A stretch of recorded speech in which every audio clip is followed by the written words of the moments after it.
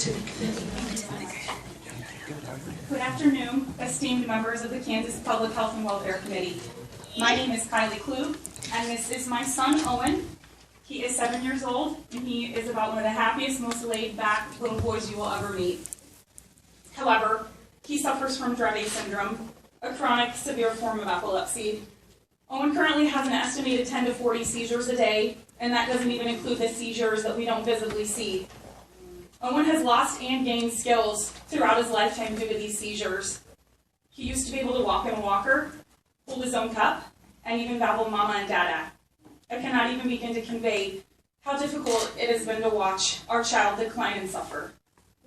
However, I feel that it's important to note that Owen's developmental future is not a lost cause. Medical cannabis could give Owen his life back. Many children, just like our son, are benefiting from this medicine. In many cases, these children are speaking, swimming, biking, and interacting. I am here pleading with you today to please give Owen this same chance to thrive. Committee members, this is what I know. My husband and I are born and raised Kansans.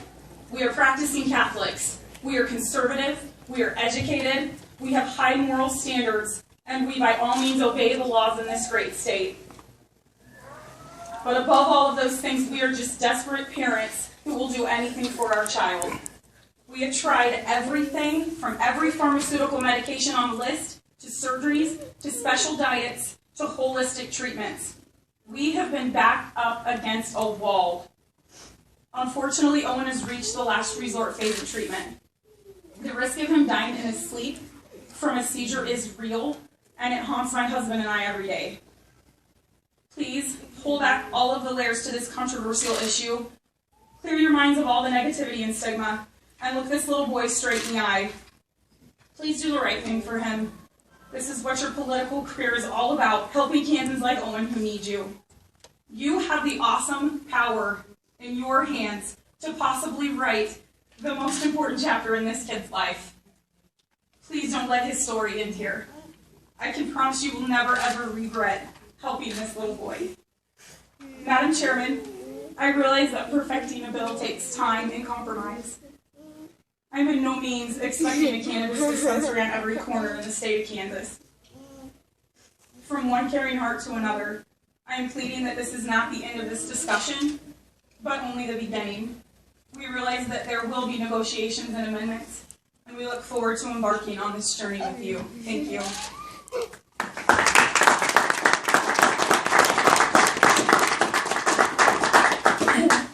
I'm sorry, those in attendance, I hate to do this, but I have to ask you please not to respond to the conferees. No clapping. You can certainly encourage and thank that person afterwards, but it kind of takes away from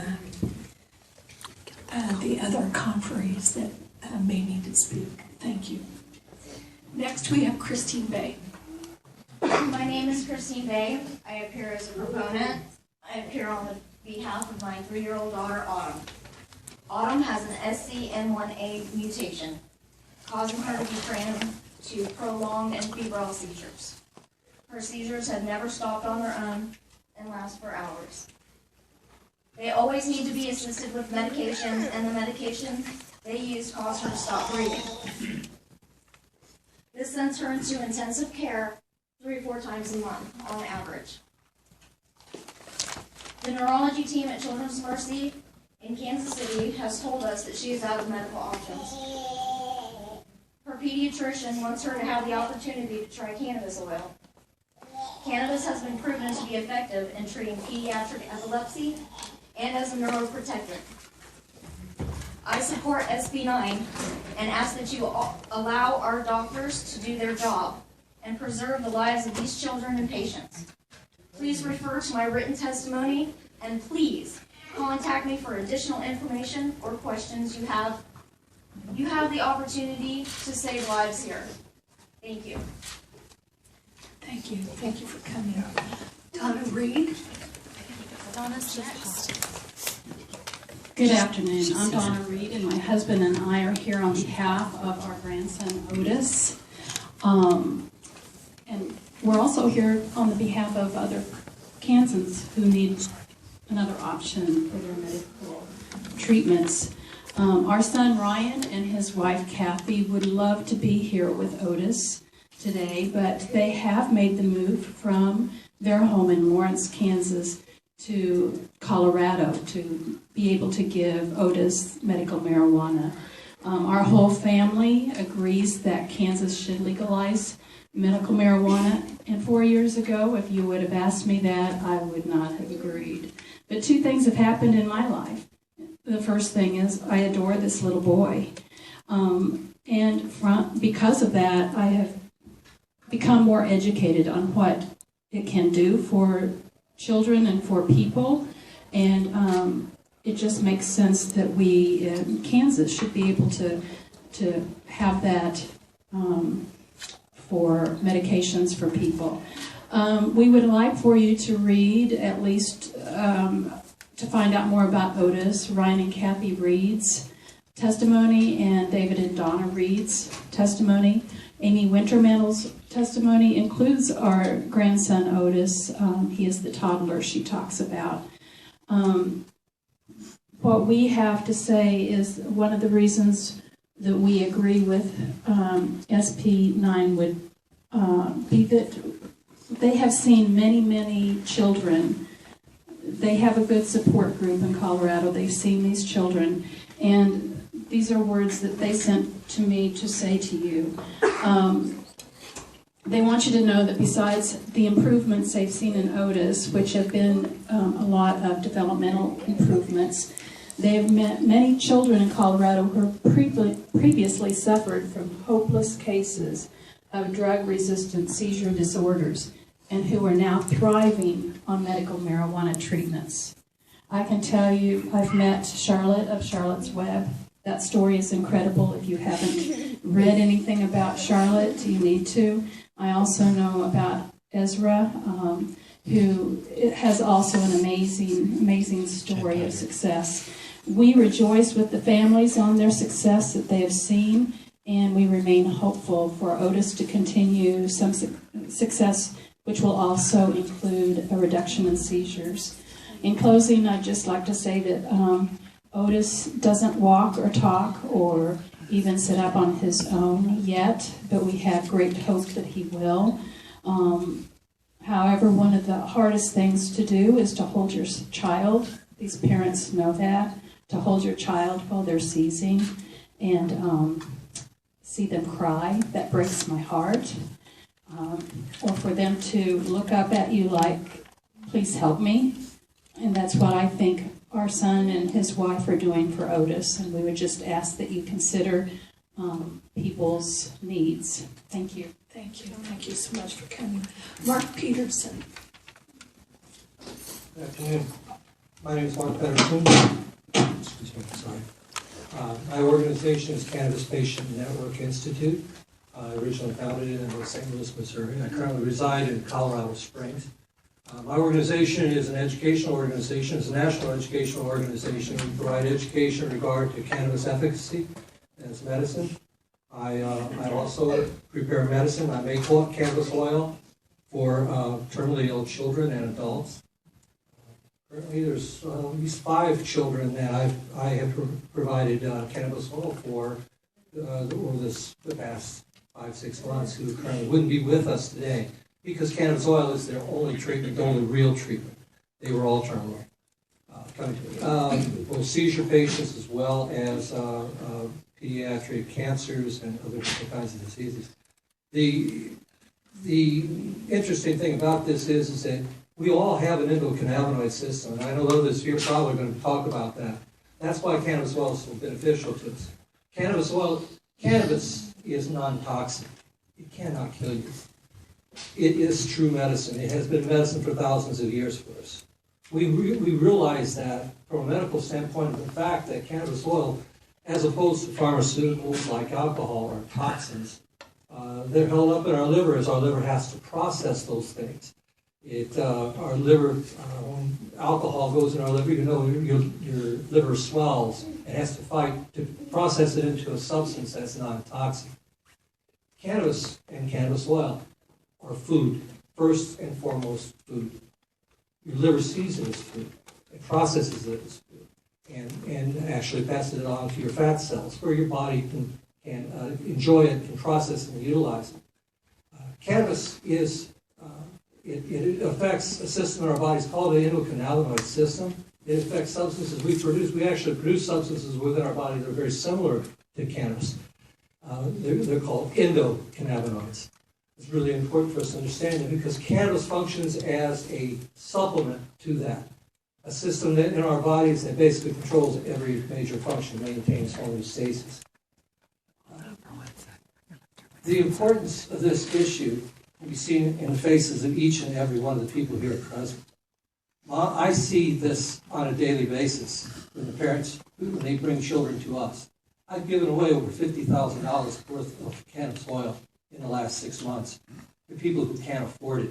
That's the biggest issue that we fight there in Colorado, is the fact that, not that we have it, but the fact that there's not nearly enough. So, providing that for the, I'm running out of time, for the patients of cannabis, I'm done? 5 seconds, well, I guess I am. I'm available for questions. If anyone has any questions regarding this process, I will be available for that. Thank you. Thank you. Carl Williams. Sorry.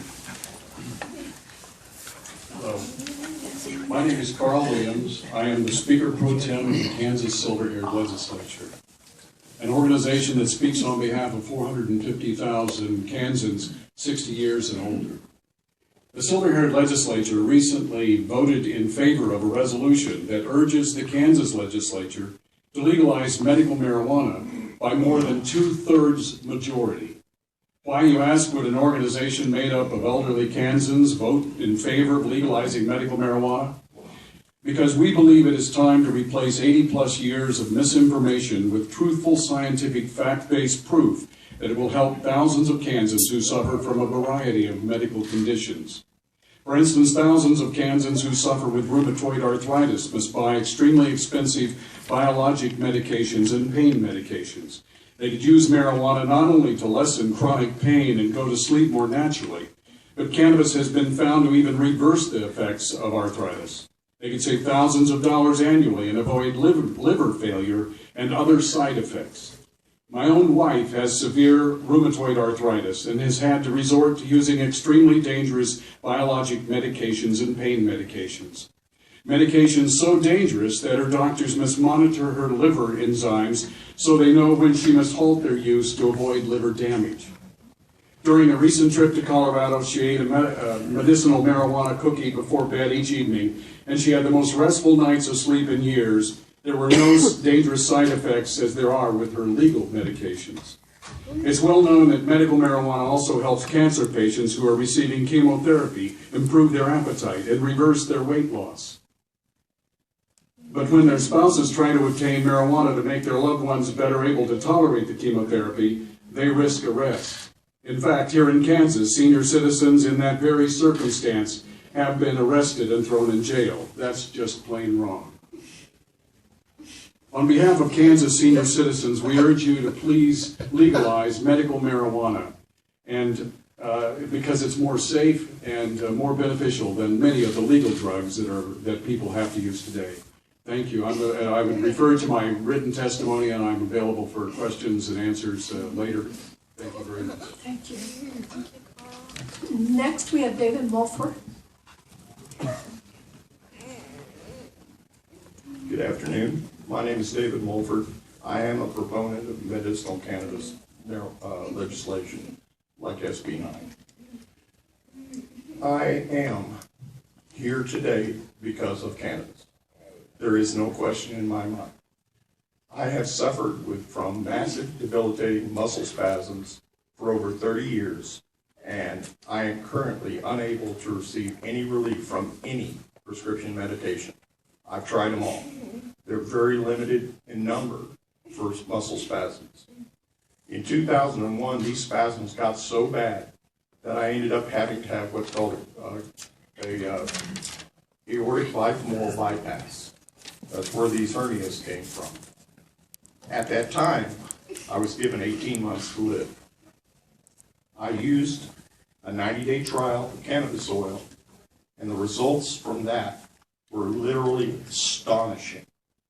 I'm a type 2 diabetic that was uncontrolled up to that point. Now, when I'm able to medicate, when I'm able to get the correct strain, I can literally shut off my insulin. It drops, the need for it drops to absolutely zero. My A1C dropped to 6.2 from over 14. That's incredible. This measure that you're looking at today, it's not just going to help these kids. It's not just going to help us. This is for the future. I've said it 1,000 times. I'll say it again today.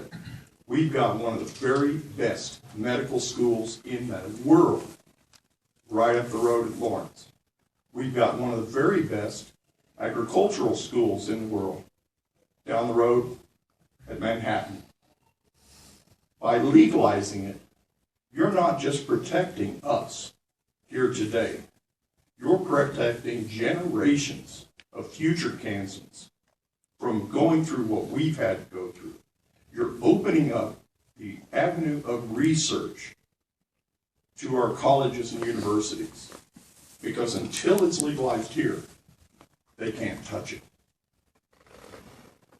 It's important that you remember that we have a tendency to look at things in the worst case scenario and to pass bills and laws predicated towards that. I have to ask you, is that where we need to go with this?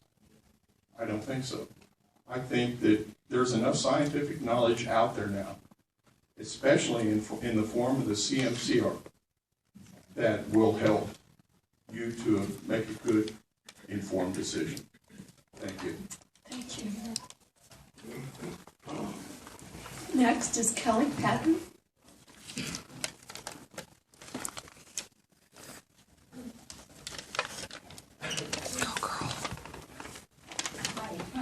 Hi. My name is Kelly Patton. I had some exhibits that I wanted to present. I don't know if you got them, but I will refer to them, and if anybody would like to see those later, I'd be glad to show you those. I worked in the medical field as a registered radiographer, mammographer, and breast ultrasound technician. I'm not a physician, but I have over 20 years experience in the medical field of multiple degrees. I can convey my medical knowledge of my personal health and my own body's response to each cannabinoid and how it pertains to the response to my endocannabinoid system we as humans are all comprised of. I will expound on the side effects of 2 common pharmaceutical drugs used to treat my disease and illustrate to each of you how the documented, peer-reviewed, government-tested, patented use of cannabis can aid in the reversal of damage and provide neuroprotection to the hepatic system, known as the liver, I have sustained from chronic overuse of these prescription drugs. If you refer to Exhibit A, this drug is known as Cimzia. Used alone or in combination with other medicines can be very effective at reducing signs and symptoms for various autoimmune disorders, such as rheumatoid arthritis and Crohn's disease. You will find the possible side effects of this drug located at the bottom of the page and continuing on the next page. These side effects are too numerous to verbally go into at this time. You can go into that at your own time. I'm sorry, Kelly. I don't see any additional information with your testimony. Yeah, here's the exhibits. This is documentation of peer-reviewed studies, the medication, the side effects.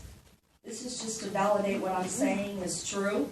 Okay, well, maybe we'll check after the committee and see, and if we did not receive those, maybe you could give them to us later, and I'll make sure that they get distributed to the committee. I will. Thank you. Thank you. Thank you very much. Another common drug used by thousands, if you refer to Exhibit B, is known as hydrocodone, acetaminophen, and Percocet. The side effects and symptoms of the overdose are listed on the first 3 pages, And page 4 goes into detail on the hepatotoxicity and adverse effect that can be sometimes sustained to the hepatic system as a result of chronic overuse. So what does an individual like myself at the ripe old age of 40 do in terms of reducing continued harm to the only liver I have, while continuing to try to reduce pain so that I may stay a productive member of society and try to regain proper liver function? You research and you become your own health advocate and stumble upon a compound that can prove effective in every way: cannabis. But it's illegal in Kansas. The human body is made up of the endocannabinoid system, and this is good preventative medicine. I might add here, it has shown positive results with diseases such as Parkinson's and Alzheimer's, and this may prove interesting to many of us in the room. These are diseases that tend to manifest as we age. Thank you. Thank you. Thank you very much. Esau Freeman. Madam Chair, may I let Tracy go before me, and then I'll go after her if possible. Sophie's getting a little bit restless. Okay. Tracy Roloff. Thank you. Thank you. Thank you for giving me the opportunity to speak today. I'm here on behalf of someone who cannot speak for themselves. This is my daughter, Sophie. She's 6 years old, and she suffers from Dravet syndrome. She is nonverbal. She's unable to chew food. She cannot feed herself, and she's not boat trained. She had her first seizure at 18 months old, and at the time she was learning to walk. She was talking, and she has regressed initially she regressed back to the point where she was on a baby bottle.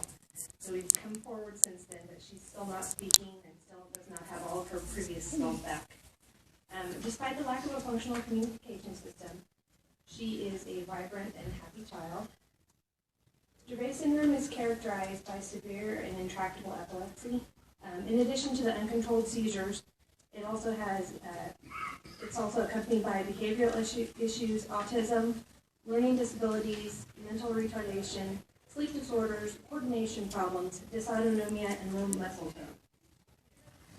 The children are at high risk for SUDEP, which is sudden unexplained death due to epilepsy, and the current anti-epileptic drugs offer little relief for the kids. Sophie has multiple seizures every day. She has small myoclonics all day, and at night she has partial seizures. When she was younger, she used to have grand mal seizures where she's unconscious while she's having them. The partial seizures that she has now, she is conscious while she's having them. She looks terrified, she screams, and she pulls her hair out and injures herself. I don't know if you saw that she has scratches on her neck. That's from the seizure that she had in the car when we were on our way up here yesterday. That she did that before I was able to give her rescue medicine to stop the seizure. I also have in my testimony some photographs of some of the other injuries that she's sustained while she was having seizures. Currently, her medication that she is on helps control some of the grand mal seizures, but it does not control all of the seizures that she has. She's been on diets. She's been on about every seizure medication there is. We've tried holistic treatments. She's even been on a medicine that is not approved for human use in the United States and is used to treat epilepsy for veterinary purposes. And that one comes with a side effect of possible loss of neurological function. The side effects from the medicines that she's been on include things like liver damage, kidney damage, and a whole host of other issues. I've had to make decisions on what medicine to try for her next based on which organ it was worse to damage. I urge everybody to look at my testimony. I am available for questions or if you want any more information later on. Thank you very much. Thank you, Tracy. Next, Mr. Freeman. Thank you, Madam Chair. Sorry about that. Good afternoon. Thank you, Madam Chair and Committee, for taking time to listen to us today. I would like to just briefly take a minute and explain some of the high points in the bill, because I know you guys deal with 1,000 bills every year, and if it's not one you're trying to push, you may not have time to read it and study it. 99% of the arrests for marijuana occur on the state level. That means that only 1% actually happen on the federal level, and we as states are paying for this costly enforcement of a federal law that not everyone in the state agrees with. Now, this wouldn't be the first time that Kansas has decided to use the 10th Amendment to exercise states' rights. And we do have the ability, as a state, to control the policing practices within our borders. And so that's what I encourage you to do. The federal government has recently passed in the last spending bill, they said that they would not go after states who have established their own medical marijuana laws. And that's why I implore you to pass this conservative legislation in 2015. And I know I'm talking about marijuana and using conservative legislation in the same sense, but friends, we spend $28,000 per year for each nonviolent person that might be in this situation who is caught possessing marijuana. This is something that we can fiscally not keep up with. Not to mention the fact that there are fiscal reports that have been turned into you, Madam Chair, I believe in 2010, talking about somewhere around $712,000 that would be made in profit from just instituting this to begin with. This bill would allow law enforcement to monitor indoor grow facilities that are locked 24 hours a day, 7 days a week they would have access. People would have identification cards that have their picture, the person who supplies their marijuana's picture and birth date, and it would have the doctor's name on the card. You guys, there is everything in here to help to regulate this bill and stop the black markets in Kansas that thrive right now because we have not taken action. There is nothing in this bill that requires employers to allow people to work under the influence. There is nothing that allows people to drive under the influence. If a person was to share their marijuana with their friend, if they had a card, their card would be revoked and they would suffer the same penalties a person who is not supposed to possess marijuana would suffer. We are not asking for you to put dispensaries on every corner. As a matter of fact, there is courier systems built in this bill. We don't want to be like Colorado. We don't want to be like California. We want to be the best Kansas we can be, and we want to make sure that we take care of this year. And I beg you, I urge you, for the sake of these children, for the people in this room, if there's something you don't like about this bill, please debate it, please discuss it, and let's please talk about it. Please don't sweep us under the rug. This bill needs to be debated this year for Kansas. This bill needs to be debated this year. Everybody in this room, yourself included. Thank you. Thank you. Yes, thank you, Lisa. Next we have Tiffany Kritz. Good afternoon, committee members. I am a parent of a delayed child. My husband, Kevin, and I have a 10-year-old. He's not here with us today. This past summer, under very direct advice from his neurologist at Children's Mercy, he had to be admitted to Parsons State Hospital. He's living in a medical cottage, not in a children's unit. JJ's seizure started when he was 6 months old. We did not have a diagnosis for a very long time. Every medication we gave him made everything worse and caused more long-term damage. We have experienced multiple hospital stays, multiple ambulance rides. He's been through more tests than anybody we ever know. When he was 7, he almost died because he was taking valproic acid, also known as Depakote. It caused him to develop Fanconi syndrome. Such a rare side effect at the time, I could only find 10 other documented cases in the internet about it. We immediately had to stop Depakote. As the other families here with children with Dravet have spoke of, it's extremely difficult and catastrophic epilepsy. You might think there's a bunch of us out there. There aren't. We're here because we are all out of options. Our son is approaching puberty.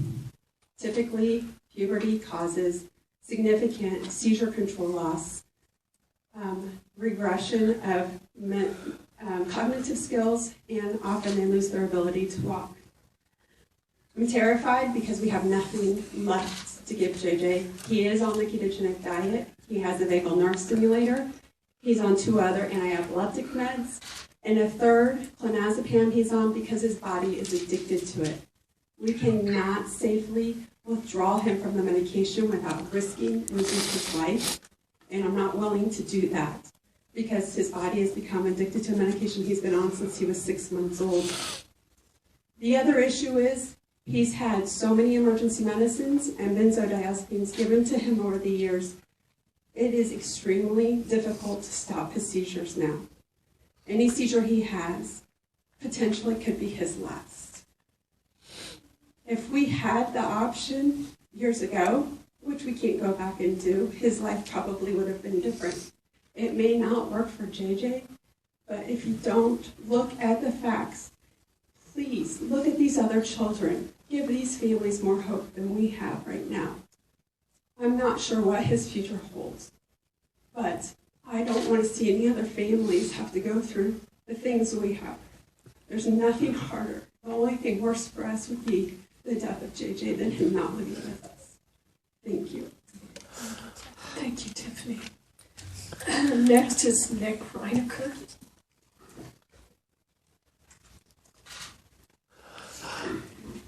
Thank you for having this community meeting. I appreciate it.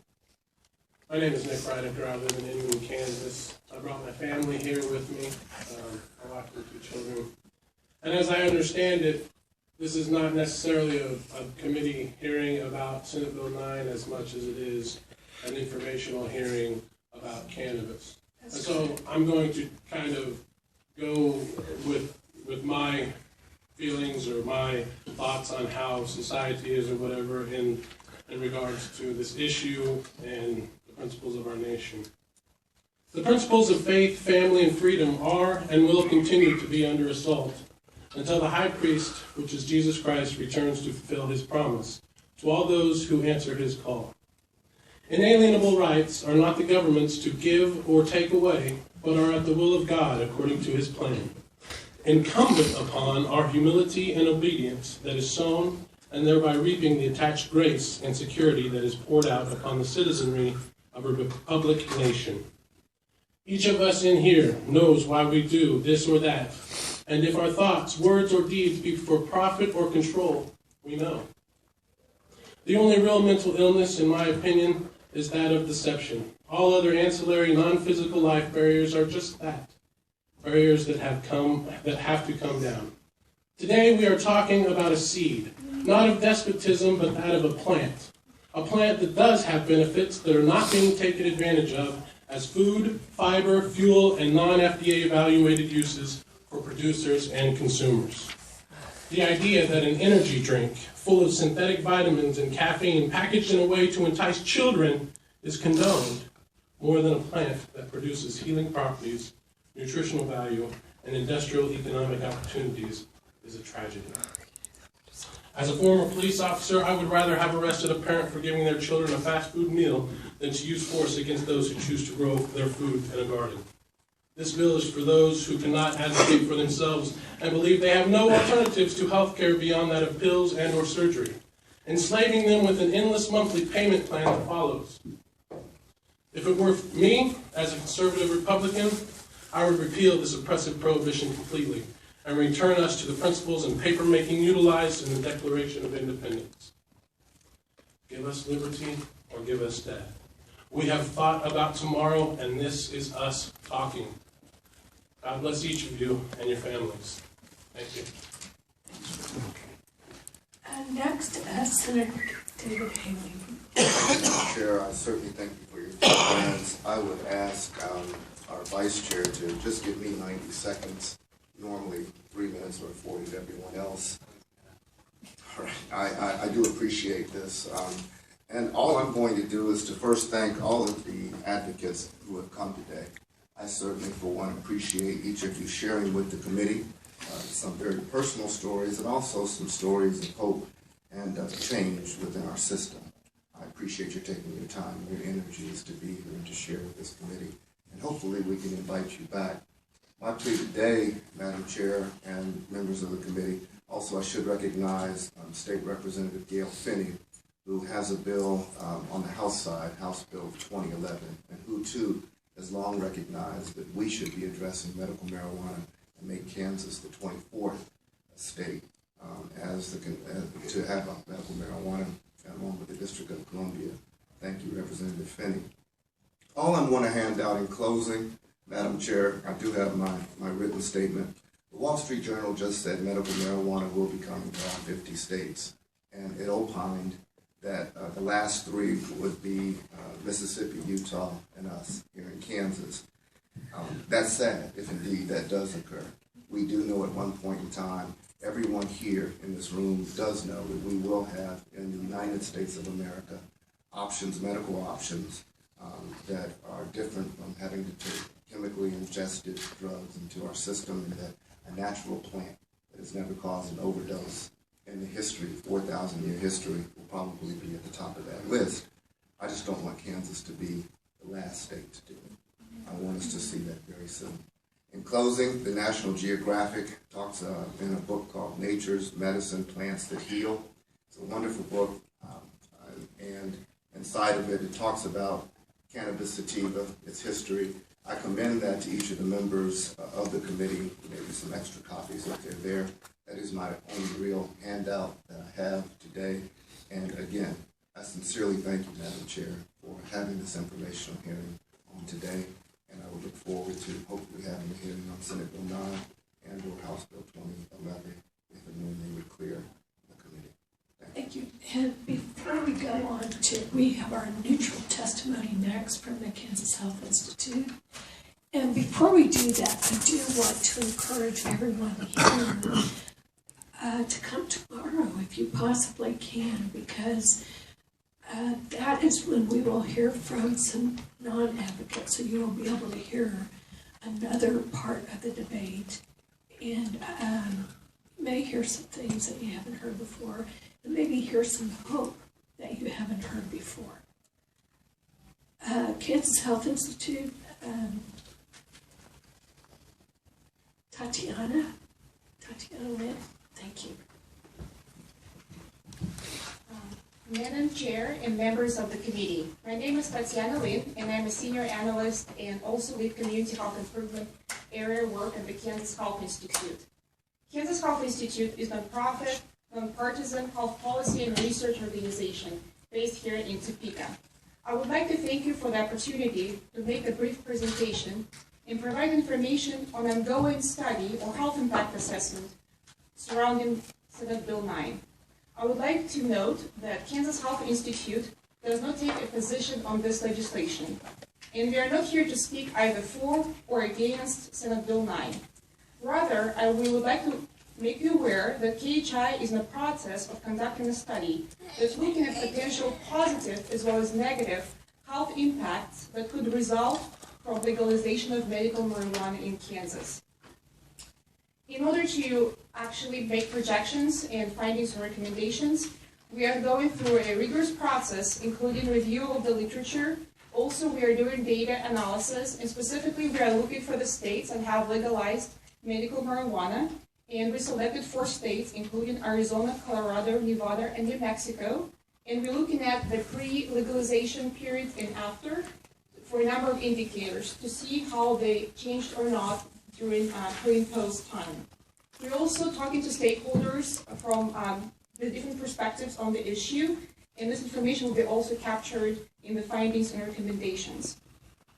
Just to give you a snapshot or an idea what kind of issues we are looking for, we are looking at taking a broad populational perspective, and we're looking at how this legalization might impact individuals with debilitating medical conditions described in the bill, also economic indicators, specifically jobs, state and local revenue.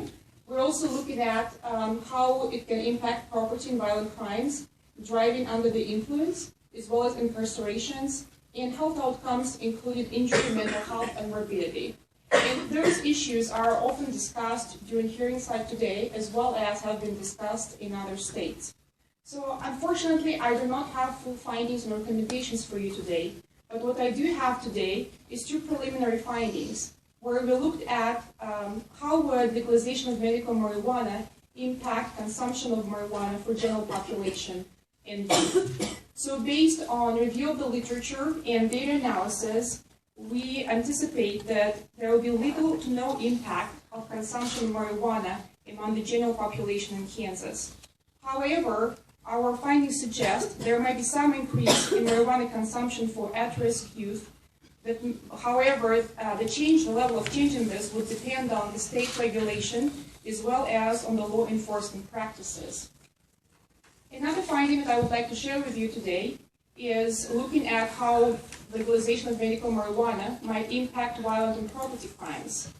And our data analysis and literature review suggested that we will see no impact on violent and property crime. However, we saw some evidence that areas that are located close to dispensaries might see some increase in crime. That said, it's important to take into consideration that in a lot of cases, dispensaries are placed in the areas where there might be some elevated crime rates already. Our final findings and recommendations for your consideration would be released later in February.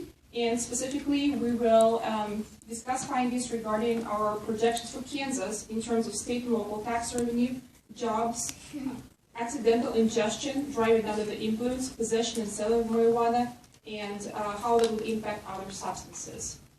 Thank you so much for the opportunity to present today, and I'll stand for questions. Thank you. Now, committee, I will open it up for questions.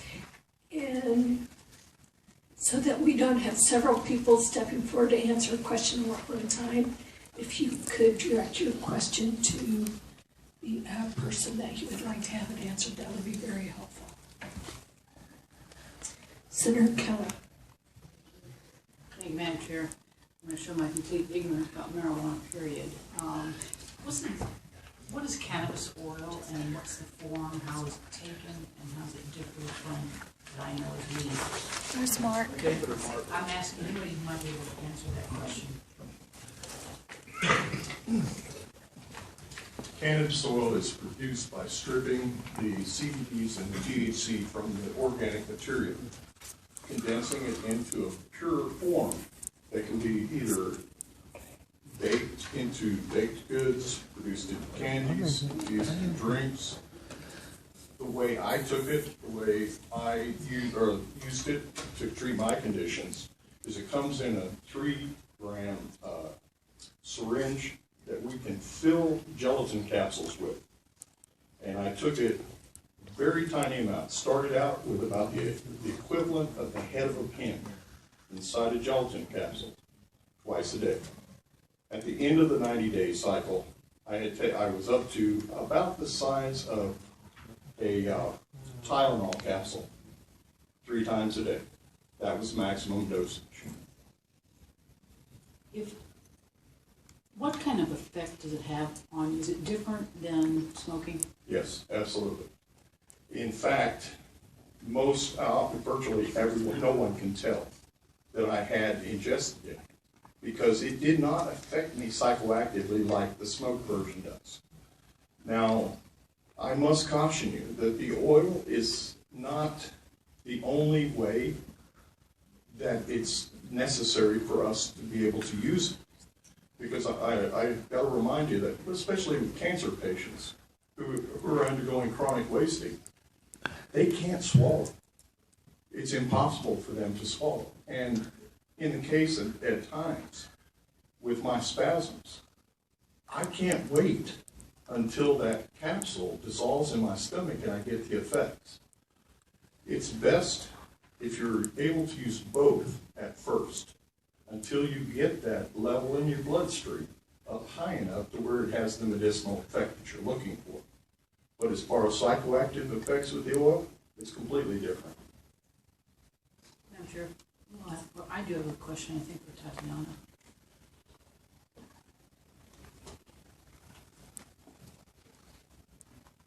I don't know if in the research that you're doing right now, are there any states that dispense medical marijuana through pharmacies? May I ask a question of my team members?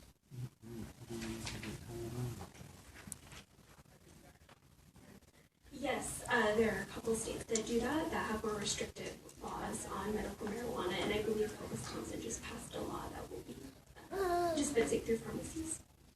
So it is not against federal law to do that?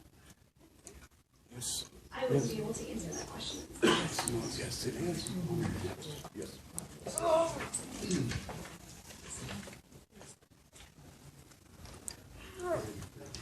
Committee, are there other questions? Senator Holmes. Thank you, Madam Chair. I think my question's for Mr. Freeman anyway. Okay. Since you're the advocate. Well, I'm not the only one, obviously. What is the difference between medical marijuana and, let's take any other controlled substance? Morphine. I've had morphine in the hospital.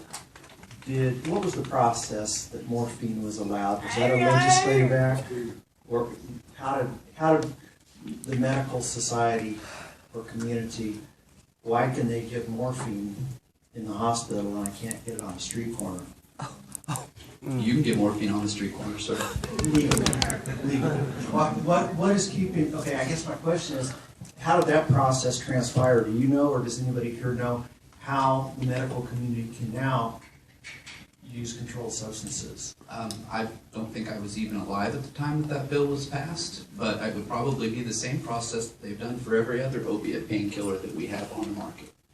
One of the pharmacists, and I was about to address what Ms. Kelly had said before, I went and talked to Adam Wheeler, who's my pharmacist in Wichita, Kansas at Dan Duran Drug, and I asked him if he could contact a pharmacist in Kansas that would be willing to speak. And he smiled and shook his head, and he said he saw that would be a conflict of interest. He said that the pharmaceutical companies would like to take all the cannabinoids and break them down into single products and market them. And therefore, we will not get a pharmacist who's going to explain this to you in Kansas. And we're also not going to get a doctor who will stand up for this in Kansas, because they're bound by their profession to keep their mouth shut about this. And what he said you might look for is a pharmacologist or a pharmaceutical scientist.